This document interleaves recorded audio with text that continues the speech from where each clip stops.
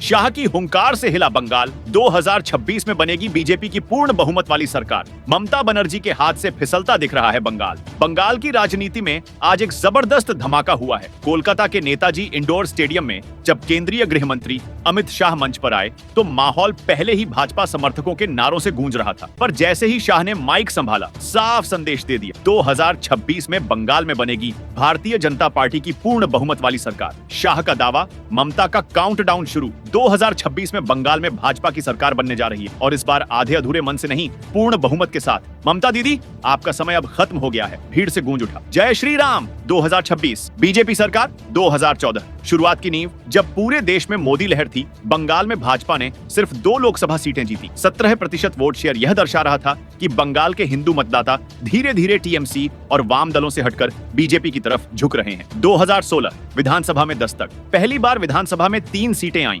हालांकि वोट प्रतिशत कम 10% रहा क्योंकि यह क्षेत्रीय चुनाव था और भाजपा की सांगठनिक ताकत अभी कमजोर थी। 2019 बड़ा धमाका, भाजपा ने 18 लोकसभा सीटें जीत ली। ये किसी राजनीतिक भूकंप से कम नहीं था। वोट प्रतिशत लगभग 41% तक पहुंच गया। यह साफ संकेत था कि हिंदू वोट बैंक, खासकर उत्तर बंगाल, जंगल महल और ग्रामीण इलाकों में भाजपा के पक्ष में लामबंद हो रहा है। 2021 विधानसभा में धमाकेदार एंट्री। भाजपा 77 सीटें जीतकर मुख्य विपक्षी पार्टी बन गई, जबकि टीएमसी को बहुमत मिला। मगर भाजपा ने बंगाल की राजनीति में स्थायी जगह बना ली। 38% वोट शेयर ने यह साबित किया कि भाजपा अब सिर्फ एक बाहरी पार्टी नहीं, बल्कि मजबूत चुनौती देने वाली ताकत बन चुकी है। भाजपा की बढ़ती सीटें और वोट प्रतिशत ये संकेत दे रहे हैं कि बंगाल अब बदलाव की देहरी पर खड़ा है और यदि यही रुझान जारी रहा तो 2026 में ममता बनर्जी के किले की दीवारें दरक सकती। 2014 में बंगाल ने पहली बार भाजपा को मौका दिया, 2019 में भरोसा जताया और 2021 में विपक्ष की कुर्सी तक पहुंचा दी। अब 2026 की तैयारी है।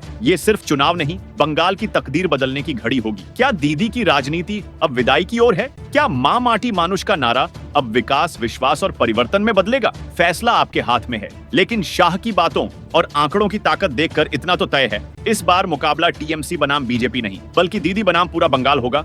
Subscribe now and press the bell icon. Never miss an update.